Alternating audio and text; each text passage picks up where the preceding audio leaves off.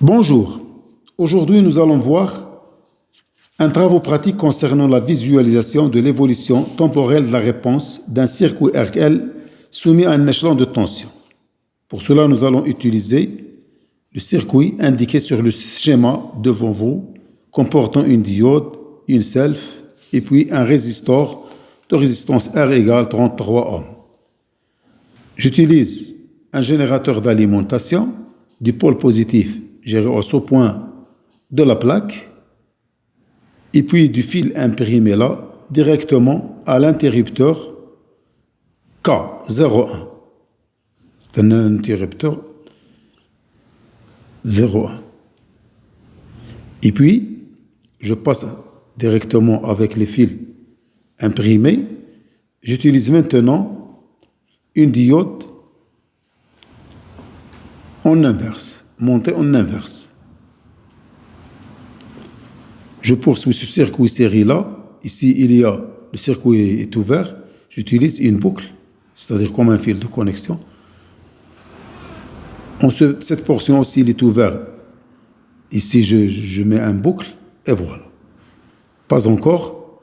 En ce point, je dois fermer le circuit, donc directement au générateur, pour le négatif du générateur. Bien. Ce premier circuit est fait.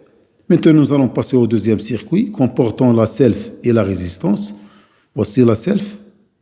Donc, il est en série avec la résistance.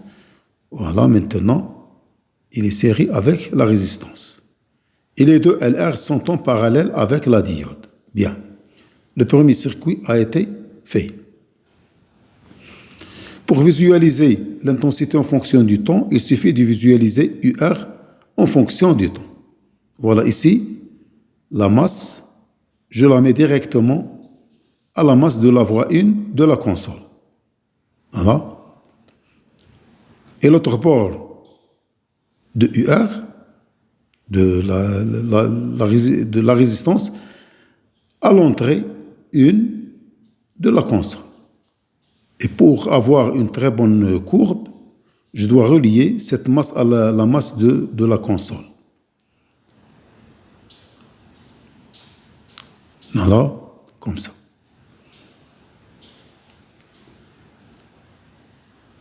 Maintenant, nous allons configurer atelier scientifique. Donc, directement ici, je lis la console au PC et puis j'ouvre une page d'atelier scientifique et je la configure. Alors, quand je ramène K de 0 à 1, la diode est bloquée. Le dipôle RL soumis à un échelon ascendant de tension. Voilà.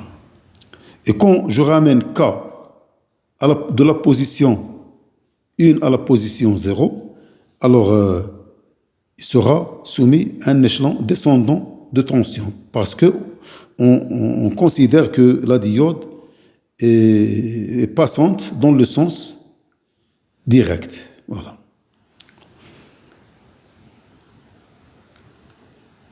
Comme un fil de connexion.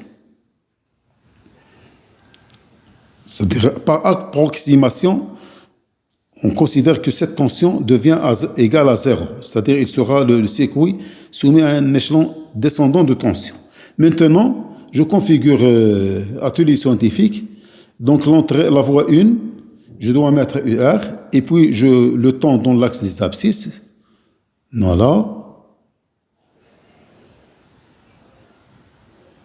La durée d'acquisition est de 20 millisecondes.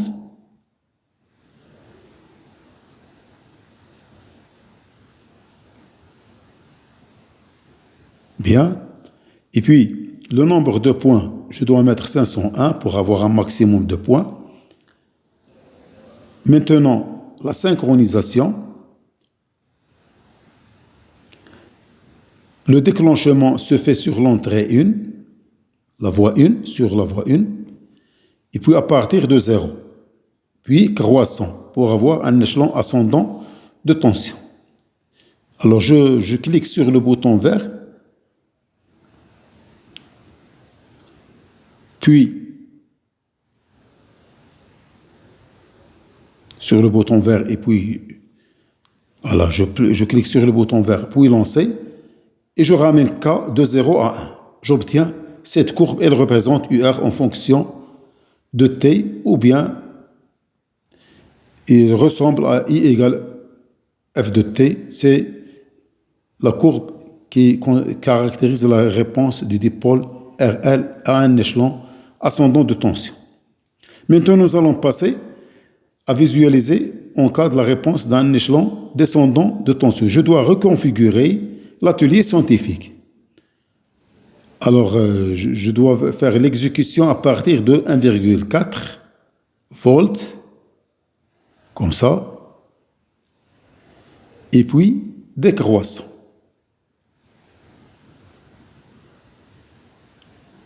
Voilà. Alors, je clique sur le bouton vert, puis lancer, et je ramène K de 1 à 0. Donc, j'observe cette courbe, elle représente